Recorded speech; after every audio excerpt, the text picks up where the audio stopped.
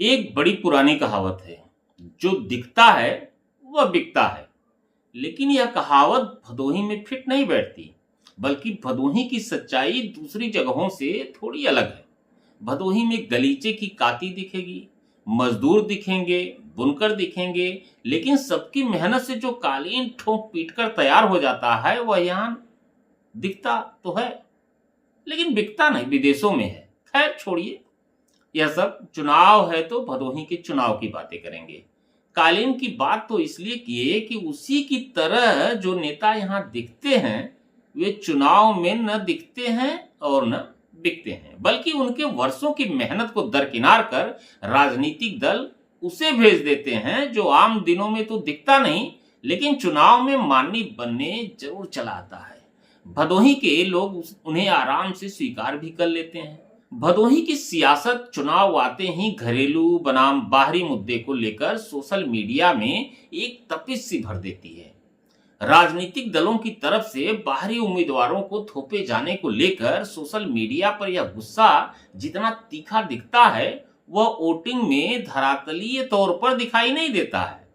मिर्जापुर भदोही की राजनीति में कबीरवाद की काफी अहमियत रही है। यहाँ के मतदाताओं ने कबीरा खड़ा बाजार में मांगे सबकी खैर, ना काहो से दोस्ती ना काहू से बैर के सिद्धांत को अपनाया है। यानी कबीरा खड़ा बाजार में मांगे सबकी खैर, ना कोई बाहरी ना काहू से बैर सिद्धांत को आजमा लिया है। राजनीतिक परिदृश्य का विश्लेषण करें तो घरेलू बनाम बाहरी मुद्दा यहाँ कभी सफल नहीं हो पाया है। मतदाताओं ने बारी बारी से सबको गले लगाया और सभी की झोली में भर भर कर वोट डाले हैं। राजनीतिक विश्लेषक वरिष्ठ पत्रकार प्रभुनाथ शुक्ला कहते हैं कि राजनीतिक दलों के लिए अहम मसला घरेलू बनाम बाहरी कभी होता ही नहीं है। उन्हें सिर्फ ऐसे उम्मीदवार की तलाश रहती है जो जाति समीकरण में फिट बैठता हो और जिताऊ भी हो। उसकी राजनीतिक हैसियत से भी कोई मतलब नहीं रहता। भदोही की जनता में उसकी पकड़ क्या रही है, भदोही के राजनीतिक सामाजिक और आर्थिक विकास के मुद्दे क्या हैं, इससे भी कोई सरोकार नहीं रहा है। मतलब सिर्फ इतना है कि ओबीसी, दलित और अल्पसंख्यक राजनीति में उसकी कितनी पकड़ है, उसी की लिहाज से उम्मीदवार चुनावी मैदान में उतारे जाते हैं। भदोही की राजनीति में पिछले कुछ चुनाव में बिंद जाति का दबदबा रहा है। भदोही संसदीय इलाके में सबसे अधिक ब्राह्मण मतदाता होने का दावा तो किया जाता है, लेकिन ब्राह्मणों का सियासी अस्तित्व संकट में आ गया है। कभी देश और प्रदेश की राजनीति का करिश्माई तबका अपनी जमीन तलाश रहा है।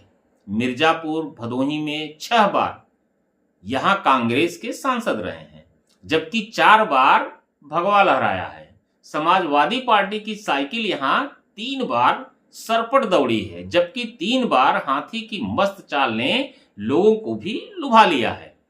एक बार जनसंघ, लोकदल और जनता दल का उम्मीदवार मिर्जापुर भदोही सीट से विजयी रहा है। भदोही की राजनीति में देखा जाए तो बाहरी और घरेलू उम्मीदवारों को बारी बारी से आजमाया गया है। इसके पहले भी मिर्जापुर भदोही की संसदीय राजनीति में घरेलू उम्मीदवारों को काफी तवज्जो दी गई, जिसमें भदोही के पंडित श्यामधर मिश्र, बंस नारायण सिंह, फकीर अली अंसारी, यूसुफ बेग, रामरती बिंद, रमेश दुबे, पंडित गोरखनाथ पांडे के नाम शामिल हैं। जबकि मिर्जापुर से पंडित उमाकांत मिश्र, अजीज इमाम, रमेश बिंद जैसे चेहरे शामिल हो चुके हैं। वहीं नरेंद्र सिंह कुशवाहा सोनभद्र से, फूलन देवी गुरहा यूपी से, बीरेंद्र सिंह मस्त बलिया से, मिर्जापुर भदोही से सांसद चुने गए थे। पहले सांसद जॉन एन विल्सन मिर्जापुर के बताए जाते हैं। इस तरह देखा जाए तो मिर्जापुर भदोही में 1952 से लेकर अब तक 14 लोग 19 बार सांसद हुए हैं। मिर्जापुर भदोही संसदीय क्षेत्र की जनता ने कबीरा खड़ा बाजार में मांगे सबकी खैर, ना काहू से दोस्ती ना काहू से बैर के सिद्धांत के आधार पर सबको मौका दिया। यहाँ के मतदाताओं ने बाहरी उम्मीदवारों से कभी यह सवाल नहीं किया कि हमारे अंगने में तुम्हारा क्या काम है। यहाँ के मतदाताओं की स्थिति इसके उलट रही है। वे बोलते हैं हमारे अंगने में तुम्हारा बड़ा नाम है, अपना हो या गैर सबको राम राम है। यही मानसिकता रही है। इसका कारण यह रहा कि हाल के सालों में उम्मीदवारों का चयन राजनीतिक दलों ने जातीय समीकरण के आधार पर किया है, जिसकी वजह से बाहरी स्थानीय का मसला कभी कारगर साबित नहीं हुआ। लेकिन जिस ईमानदारी से यहाँ की जनता ने बाहरी लोगों को अपना संसदीय नेता चुना, उसकी कीमत उसे कभी नहीं मिल पाई है। भदोही का जमीनी विकास नहीं हो पाया। आज भी यहाँ मुद्दों की जमीन खाली है। ईवीएम की बटन जब तक जाति और धर्म के नाम पर दबती रहेगी, तब तक विकास की चाहत भी दम तोड़ती रहेगी। भदोही के प्रमुख सामाजिक व्यक्तित्व पंडित केशव कृपाल पांडे के विचार में बाहरी बनाम घरेलू का मुद्दा भदोही की राजनीति के लिए अहम है। अगर एक भी बाहरी व्यक्ति चुनाव में उतारा जाता है तो यह भदोही की जनता के साथ अन्याय है, क्योंकि उस बाहरी व्यक्ति के जीतने से विकास पर सीधा असर पड़ता है। लेकिन अगर कोई बड़ी राजनीतिक हस्ती है जिसके जीतने से यहाँ की दशा और दिशा बदल जाएगी, तो वह कहीं से भी चुनाव लड़ सकता है, वह बाहरी की श्रेणी में नहीं आता। जैसे उदाहरण अगर दिया जाए तो हमारे मौजूदा प्रधानमंत्री नरेंद्र मोदी बनारस से और राहुल गांधी वायनाड से चुनाव लड़ते हैं। ऐसे लोगों को बाहरी नहीं कहा जा सकता। वैसे कांग्रेस, भाजपा, सपा और बसपा ने बाहरी उम्मीदवारों को तवज्जो देने में कोई गुरेज नहीं किया है, लेकिन इसका दुरुपयोग सबसे अधिक भाजपा ने किया है, क्योंकि भाजपा सत्ता में है और उससे लोगों की सबसे अधिक उम्मीद भी रहती है। राजनीतिक रूप से टक्कर के दलों को बाहरी उम्मीदवार को चुनाव मैदान में नहीं उतारना चाहिए। किसी भी उम्मीदवार को सिर्फ एक बार मौका मिलना चाहिए। बड़े राजनीतिक दलों को इससे बचना चाहिए, क्योंकि इससे मतदाताओं की उपेक्षा होती है। इस बार भी भाजपा ने डॉक्टर विनोद बिंद को अपना उम्मीदवार बनाया है। वह मूल रूप से चंदौली के निवासी हैं, जबकि इंडिया गठबंधन के साझा उम्मीदवार जो हैं ललितेश पति त्रिपाठी, उनका संबंध वाराणसी से है। वे पंडित कमलापत त्रिपाठी के परपोते हैं। लेकिन स्वतंत्र लोकसभा भदोही में बाहरी उम्मीदवारों को बड़े राजनीतिक दलों ने बराबर तवज्जो दिया है। हालांकि यहाँ के पहले सांसद पंडित गोरखनाथ पांडे भदोही से रहे हैं, लेकिन गौर करने वाली बात यह भी है कि जिस बाहरी और घरेलू जैसे मुद्दों की बात की जा रही है, उसी जनता ने बसपा उम्मीदवार पूर्व मंत्री पंडित रंगनाथ मिश्रा और सपा से पूर्व विधायक विजय मिश्रा की बेटी सीमा को पराजित कर दिया था। तब बाहरी और स्थानीय नहीं देखा।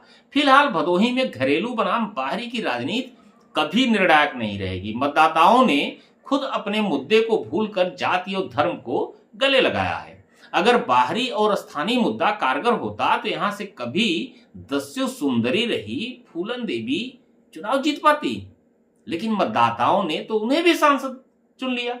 2008 में भदोही परसीमन के बाद स्वतंत्र लोकसभा क्षेत्र बन गया। तब इससे यहाँ घरेलू बनाम बाहरी के बजाय मतदाताओं को जाति ने लुभाया है, क्योंकि राजनीतिक संगठनों ने बाहरी उम्मीदवारों के थोपे जाने के बाद पार्टी के फैसलों का कभी विरोध ही नहीं किया। संगठन के जमीनी कार्यकर्ताओं ने निजी स्वार्थ, गुटबंदी और राजनीतिक महत्वाकांक्षा को महत्व दिया और मतदाताओं की उपेक्षा कर पार्टी के फैसले को ढोते रहे। अब की बार भी घरेलू बनाम बाहरी की लड़ाई सोशल मीडिया पर शुरुआत में कुलांचे भरती दिखाई दी, लेकिन समय के साथ दम तोड़ती नजर भी आ रही है।